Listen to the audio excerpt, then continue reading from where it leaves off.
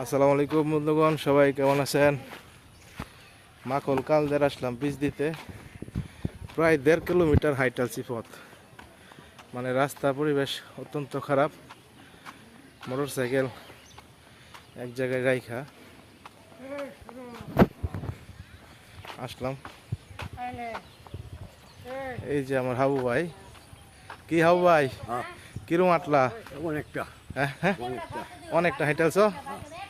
কি করবো ভাই, প্রাণী সেবা দিতে এলে তো একটু কষ্ট করতেই হইব। অবশ্যই হ্যাঁ, অবশ্যই তারপরও মাখল কালদার আমার কাছে আসলে ভালোই লাগে।